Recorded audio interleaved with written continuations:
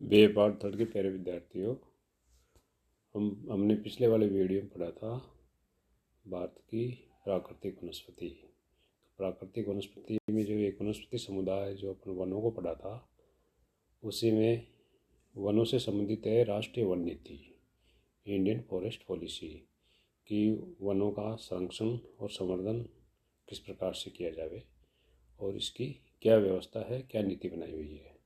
भारत विश्व के उन गिने चुने देशों से है जहाँ 1894 से ही फॉरेस्ट पॉलिसी विद्यमान है भारत में। 1952 तथा पुनः 1988 में वन नीति में संशोधन किया गया। 1952 की वन नीति में पर्वतीय भागों में 60% और मैदानी भागों में 25%, यानी देश की कुल 33% भौगोलिक क्षेत्रफल पर वनों का विस्तार आवश्यक माना गया था। राष्ट्रीय वन नीति जो 1952 में थी, उसके अनुसार वनों को 4 वर्गों में बांटा: सुरक्षित वन, राष्ट्रीय वन, ग्रामीण वन और वृक्ष, जिसको बोलते हैं कि वृक्ष भूमि, बहुत सारे वृक्ष लगे हुए एक साथ। तो राष्ट्रीय वन नीति 1952 ने निम्नलिखित उपायों पर बल दिया था, जो इस प्रकार से है। जनजातीय लोगों को स्थानांतरित कृषि छोड़ देने के लिए समझाया कि दूसरा, वन कानूनों का प्रभावी रूप से कार्यान्वयन, वनों के क्षेत्रों को बढ़ाने के लिए ये सब उपायों पर बल दिया गया। तीसरा, वन संसाधनों के प्रबंधन के लिए पर्याप्त सुविधाएं मुहैया करवाना। चौथा है, वन प्रदेशों में मवेशी, भेड़ तथा बकरियों को चरने से रोकना, क्योंकि मवेशियों और भेड़ बकरियों के खुरों से भी वनस्पति का क्षरण होता है। ग्रामीण प्रदेशों में ईंधन के लिए लकड़ी प्रदान करना और औद्योगिक उद्देश्यों के लिए इमारती लकड़ियों की उपलब्धता में सुधार लाना तथा सामाजिक वानिकी के अंतर्गत प्रदेश में वृद्धि करना और इसके साथ ही वानिकी में अनुसंधान को प्रोत्साहन देना। इस प्रकार से 1952 की वन नीति में इन बिंदुओं पर बल दिया गया था। फिर 1988 की संशोधन नीति में वनों के संरक्षण और परिरक्षण, यानी प्रोटेक्शन और कंजर्वेशन पर बल दिया गया और के साथ साथ ही विकास पर भी बल देते हुए निम्नलिखित उद्देश्य निर्धारित किए गए थे। पहला था प्राकृतिक संपदा की विरासत का संरक्षण। प्राकृतिक संपदा जो भी होती है कि जमीन, जंगल जो प्रकृति से अपने को मिलते हैं, उनका संरक्षण करना। नदी, घाटी, तालाबों आदि क्षेत्रों में मिट्टी अपरदन तथा अनाच्छादन का नियंत्रण करना और राजस्थान के मरुस्थल तथा तटीय क्षेत्रों में रेतीले टीले जो होते हैं, उनके प्रसार पर नियंत्रण करना। साथ ही सघन वृक्षारोपण तथा सामाजिक वानिकी कार्यक्रमों द्वारा वनों तथा वृक्षों का विस्तार करना और ग्रामीण और आदिवासियों को जलाने की लकड़ी, पशु चारे, गौण वनोपज तथा काष्ठ संबंधी आवश्यकताओं की पूर्ति के लिए आवश्यक उपाय करना। साथ ही राष्ट्रीय आवश्यकताओं की पूर्ति के लिए वनों की उत्पादकता में वृद्धि करना और वनोपजों के कुशल उपयोग तथा लकड़ी के अनुकूलतम उपयोग को प्रेरित करना।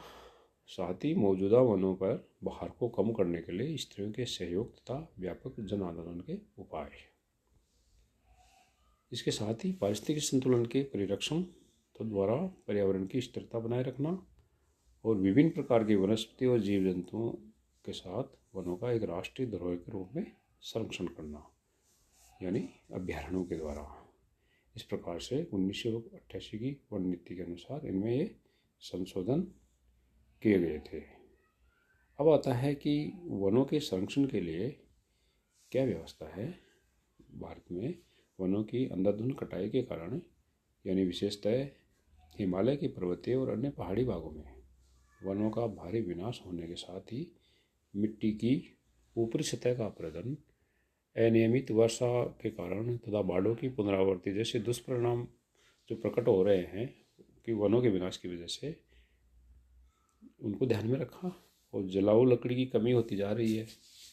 साथ ही भूमि अपरदन तथा विनाश के कारण वनों की उत्पादकता घटती जा रही है। इन सब के निराकरण के लिए 1980 में वन संरक्षण अधिनियम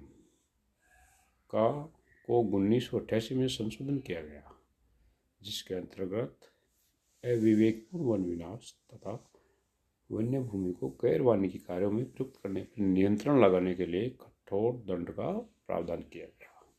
इस प्रकार से ये वन नीति बनी, जिसमें देश में तेजी से वनों के क्षेत्र की कमी अत्यधिक चिंताजनक है। मानव और पशुओं की संख्या में वृद्धि के कारण वनों पर गहरा दबाव पड़ रहा है, क्योंकि निरंतर वनों की कटाई से समूचा देश एक गहरे पारिस्थितिकी और सामाजिक आर्थिक संकट के कगार पर खड़ा है।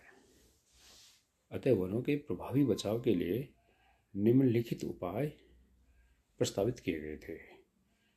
पहला है प्रति भूमि का वनारोपण एवं विकास, यानी खाली पड़ी भूमि पे जिस पे खेती नहीं होती है वहाँ पे वनों पौधे लगाए जाए, उनका विकास किया जाए, सार संभाल की जाए। मौजूदा वनों में पुनः वनारोपण यानी रीएफॉरेस्टेशन तथा पुनः पौधे लगाना, रिप्लांटेशन। वन संरक्षण को सुदृढ़ करना और वन क्षेत्र निश्चित करना।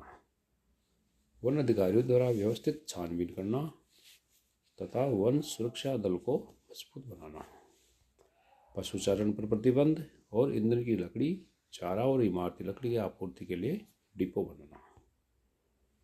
साथ ही सुधरे हुए चूल्हे और अन्य किस्म की ईंधन की आपूर्ति यानी इसका विकल्प ढूंढना और इमारती लकड़ी के परिवहन पर नियंत्रण।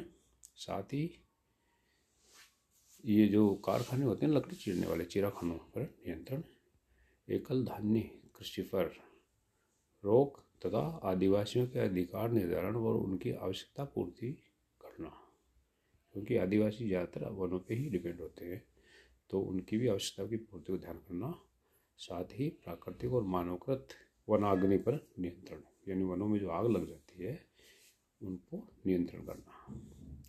इन सब के लिए अलग अलग व्यवस्थाएं की गई अलग अलग विभागों के द्वारा। जैसे भारतीय वन सर्वेक्षण विभाग ने वन संसाधनों के आकलन और विकास के लिए नवगठित भारतीय वन सर्वेक्षण विभाग 1981 में देहरादून में स्थापित किया गया। इसके लिए भारतीय वन सर्वेक्षण विभाग की स्थापना हुई 1981 में देहरादून में, जो निम्नलिखित कार्य करती है। एक तो वनों का मानचित्र निकालती है कि कितनी भूमि पर वन है, वन की तालिका बनाना, इन्वेंट्री यानी कहाँ कहाँ पौधे लगाए गए, पेड़ लगाए गए, और आंकड़े तैयार करना। इसके साथ ही वन संबंधी शिक्षा और उसके के बारे में प्रशिक्षण प्रदान करना।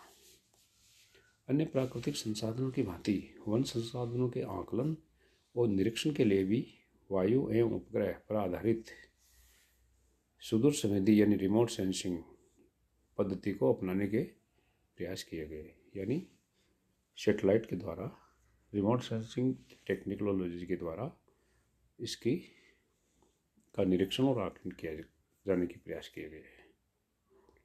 इसके साथ ही वानिकी अनुसंधान में के द्वारा भी वन संबंधी अनुसंधान और वन संवर्धन तथा वन उत्पादन के क्षेत्र में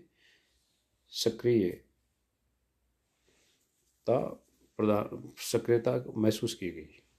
देश के विभिन्न पारिस्थितिकी भौगोलिक प्रदेशों में 6 अनुसंधान संस्थान स्थापित किए गए वानिकी अनुसंधान में।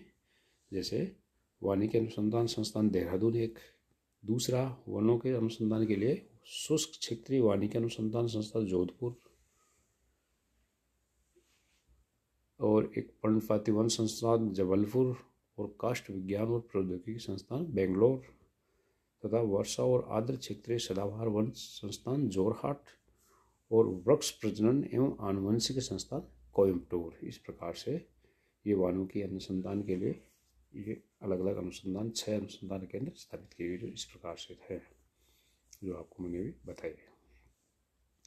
इसके अलावा वनों के वन नीति में को सक्रिय रूप से लागू करने के लिए सामाजिक वानिकी के अंतर्गत सामाजिक वानिकी वन विभाग और समाज का ऐसा एक समन्वय बनाया गया जो रक्षित वनों पर समाज के भार को कम करता है, वनवर्धन की प्रक्रिया को तीव्र करता है तथा मानव शक्ति को वन उत्पादन की ओर अग्रसर करता है। इस प्रकार सामाजिक वानिकी देश के आर्थिक विकास के साथ ही पर्यावरण असंतुलन दूर करने का एक उत्तम साधन हो गया। सामाजिक वानिकी संकल्पना मुख्यतः ग्रामीण समाज की आधारभूत आवश्यकताओं की अति शीघ्र पूर्ति करता है। सामाजिक वानिकी परियोजना का मुख्य उद्देश्य गांव के समीप उपलब्ध बंजर भूमि तथा सड़कों, नहरों व रेल मार्गों के सहारे जो खाली पड़ी बेकार भूमि होती है उसको वृक्षारोपण लगा करके उपयोगी बनाना, जिससे गाँव वासियों को ईंधन, चारा और घरों की मरम्मत के लिए लकड़ी, छप्पर, घास आदि कुटीर उद्योगों के लिए कच्चा माल वहाँ से निरंतर प्राप्त हो सके। इसी प्रकार एग्रो फॉरेस्ट्री के द्वारा कृषि यानी कृषि वानिकी द्वारा कृषि और वन हमारी कृषि अर्थव्यवस्था के अविच्छिन्न अंग हैं। कृषि और वन दोनों जुड़े हुए हैं। वास्तव में वन एक फसल की भांति है तथा संसाधन के रूप में अनेक प्रकार के उपजों का स्रोत है। जैसे विभिन्न प्रकार की फसलें होती हैं, वैसे ही वनों से भी अपने विभिन्न प्रकार के उपज प्राप्त होते हैं। तो एक तरह से कृषि का ही रूप है, एक फसल है वन भी। कृषि वानिकी अन्य फसलों तथा कृषित फसलों का संयोग है। कृषि फसलों का प्रमुख उद्देश्य मनुष्य के लिए खाद्यान्न और पशुओं के लिए चारे की व्यवस्था करना है। उसी प्रकार वन्य फसलों का प्राथमिक उद्देश्य लकड़ी, ऊर्जा, घास, चारा, रेशा आदि उपलब्ध कराना है। यानी वनों से बहुत सारी गौण उपज प्राप्त होती है। कृषि वानिकी इसी प्रकार के काम करता है। कृषि वानिकी एक ऐसी प्राविधिकी है जिससे भोजन, ईंधन, चारा आदि दैनिक आवश्यकता की पूर्ति के साथ, यानी कृषि वानिकी की एक टेक्नोलॉजी है जिसमें भोजन, ईंधन, चारा दैनिक आवश्यकता की पूर्ति के लिए वन संरक्षण तथा पर्यावरण संतुलन भी संभव है। इसकी तुलना बहुफसली कृषि पद्धति से की जा सकती है क्योंकि बहुत सारी चीज़ें इसमें प्राप्त होती हैं। कृषि जो वानिकी जो प्रविधि थी उसके निम्नलिखित पद्धतियाँ हैं, जैसे कृषि युक्त वन पद्धति, वन चरागाह पद्धति, कृषि चरागाह पद्धति और बहुउद्देशीय वृक्ष उत्पादन पद्धति। इस प्रकार से कृषि वानिकी जो प्राविधिकी है ये उसकी ये 4 पद्धतियाँ थी। इसी के साथ स्थानीय लेवल पे जुड़ा हुआ था एक उत्तराखंड में चिपको आंदोलन, जिसका एक ग्रुप राजस्थान से भी जुड़ा हुआ था, जो इस प्रकार से है कि उत्तराखंड में वन संरक्षण के लिए चिपको नामक विश्वव्यापी आंदोलन विगत 2 दशकों की देन है। यद्यपि इसके प्रादुर्भाव के पूर्व भी 20वीं शताब्दी के आरंभ में उत्तरकाशी जिले में तिहाड़ी आंदोलन किया गया था। वो भी इसी प्रकार का था। वनों का अस्तित्व बनाए रखने के लिए सर्वप्रथम 1930 में देखो राजस्थान में जोधपुर के जिले के खिजड़ी गांव में इस प्रकार का आंदोलन प्रारंभ हुआ था। खिजड़ी गांव में इस प्रकार का आंदोलन प्रारंभ हुआ था, किंतु चिपको आंदोलन के पूर्व किसी को भी व्यापक मान्यता नहीं मिल पाई थी। लेकिन सुंदरलाल बहुगुणा के नेतृत्व में संचालित चिपको आंदोलन की मान्यता है कि वनों का संरक्षण और संवर्धन केवल कानून या प्रतिबंधात्मक आदेशों द्वारा ही संभव नहीं है। वनों की दुर्दशा के लिए वन व्यवस्था संबंधी नीतियाँ ही दोषी है। इस आंदोलन के 2 मुख्य उद्देश्य थे। पहला, चिपको आंदोलन का जो उद्देश्य था, आर्थिक स्वावलंबन के लिए वनों का व्यापारिक दोहन बंद किया जाए। सबसे बड़ी समस्या यही थी, व्यापारिक दोहन, लोग लकड़ियों को कॉमर्शियल यूज करते थे और बेचते थे, इसलिए वनों को काट लेते थे। दूसरा, वो रोकना एक तो। दूसरी, प्राकृतिक संतुलन के लिए वृक्षारोपण किया जाए जिससे प्रकृति में एक पर्यावरण स्वस्थ रहे। वन संपदा का जो विकास हुआ तो विभिन्न अपने जो भारत सरकार की विभिन्न जो योजनाओं में वन नीति की कुछ विशेषताएं रखी गई, जो इस प्रकार से है। वनों की उत्पादकता में वृद्धि करना, वन नीति इसमें अपने भारत की योजना काल में भी भारत सरकार द्वारा उद्योगों हेतु वनों का विकास करना, भारतीय ग्रामीण अर्थव्यवस्था के विकास में वनों का समुचित योगदान प्रदान करना तथा अनियंत्रित वन कटाई पर रोक लगाना। इस प्रकार से ये योजना काल में ये बिंदु लाए गए। भारत सरकार ने वन विकास के लिए योजना काल में अनेक कदम उठाए, जो उनका जिक्र आपने किया जा चुका है। जो कौन कौन से थे? ये तो केंद्रीय वन आयोग जो 1965 में बना, भारतीय वन संरक्षण संगठन 1965 में, वन अनुसंधान संस्थान 1966 में, राज्य वन विकास निगम राज्यों के आदि अनेक संगठनों की स्थापना करके भारत सरकार ने वन संपदा के समन्वित विकास का प्रयास किया। समन्वित का मतलब सभी प्रकार से उसका बचाव किया जाए और विकास किया जाए। साथ ही इन संगठनों द्वारा वन शोध और प्रशिक्षण कार्य को तीव्र करने का भी प्रयास किया गया। इसके अलावा वन महोत्सव को जन आंदोलन बनाने का प्रयास किया गया और वन संरक्षण अधिनियम 1980 पारित करके सरकार ने यह नियम बनाया कि सरकार की अनुमति के बिना कोई भी वन क्षेत्र कृषि भूमि में परिवर्तित नहीं किया जा सकता, क्योंकि कृषि के द्वारा वनों के क्षेत्र कम होता जा रहा था। तो इस प्रकार से ये पॉलिसी में शामिल किया गया। तो देखते हैं कि वन संसाधनों का संरक्षण आवश्यक है, तो उसके लिए और क्या प्रयास किए गए।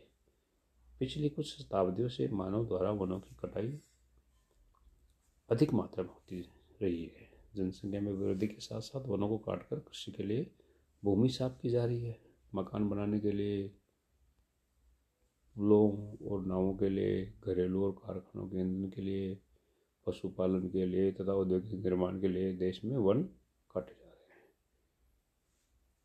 अतः वनों की अत्यधिक कटाई की 4 मुख्य हानियाँ जो इस संसार में दुनिया को कष्ट पहुंचा रही है, मानव जाति को, क्या है कि जैसे वनों के क्षेत्र कम होने से, पहला तो है वनों के अधिक कटने से लैंडस्लाइड्स यानी भूस्खलन और भूमि कटाव और मृदा अपरदन हो रहा है।